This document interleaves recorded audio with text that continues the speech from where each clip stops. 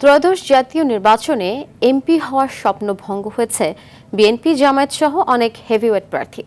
জামায়াতের সহকারী secretary general Hamidur Rahman Azad, নাগরিক ঐক্যের সভাপতি মাহমুদুর রহমান মান্না, স্বতন্ত্র প্রার্থী তাসনিম জারা, সিপিবির সাধারণ সম্পাদক আব্দুল্লাহ কাফি সহ অন্তত ১০০ জন রয়েছেন এ তালিকায়।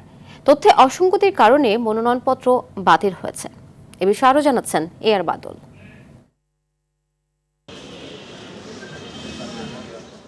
পৌষের কনকনে শীতেও বইছে জাতীয় সংসদ নির্বাচনের গরম হাওয়া। ১২ ফেব্রুয়ারির নির্বাচন ঘিরে সারা দেশেই চলছে মনোনয়ন প্রত্যাশীদের বাছাইয়ের কাজ। কার কপালে মিলবে নির্বাচনে অংশগ্রহণের সুযোগ, মিলছে তার টিকিট। তবে এরই মধ্যে পুড়েছে অনেকের কপাল, ছিটকে পড়েছেন এমপি হওয়ার স্বপ্ন থেকে।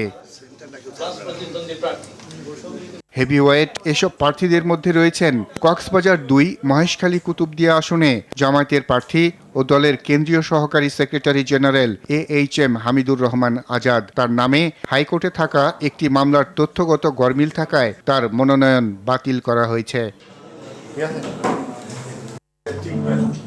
তবে তার মনোনয়ন বাতিল অন্যায় হয়েছে বলে দাবি করেছেন হামিদুর রহমান আজাদ।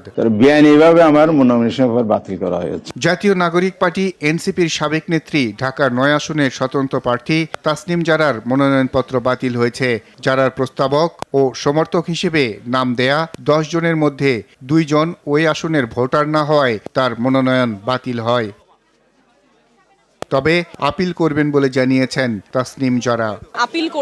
আপিল করার প্রক্রিয়া আমরা ইতিমধ্যেই শুরু করেছি। বগুড়া ২ শিবগঞ্জ আসনে নাগরিক ঐক্যের প্রার্থী মাহমুদুর রহমান মান্নার মনোনয়নপত্র বাতিল হয়েছে। হলফনামায় নানা অসঙ্গতি এবং ফৌজদারি মামলার কোনো তথ্য না দেয়ায় তার মনোনয়ন বাতিল হয়। মাহমুদুর রহমান মান্না এর মনোনয়নপত্রটি পরীক্ষা করলাম, পরীক্ষান্তে মনোনয়নপত্রটি বাতিল করলাম। ১৩তম সংসদ নির্বাচনে যশোর ৪, বাঘারপাড়া, অভয়নগর ও বসুন্দিয়া ইউনিয়ন আসনে বিএনপি মনোনীত প্রার্থী TS আইয়ুব সহ ৫ প্রার্থীর মনোনয়ন বাতিল হয়।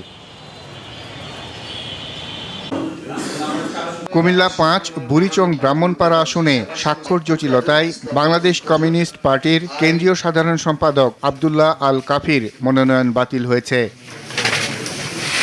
বাতিল হওয়া প্রার্থীরা ৯ জানুয়ারির মধ্যে আপিল করতে পারবেন। ১৩তম জাতীয় সংসদ নির্বাচনে এবার ৩০০ আসনের বিপরীতে সংসদ সদস্য হওয়ার স্বপ্ন দেখেছেন ২৫৮২ জন।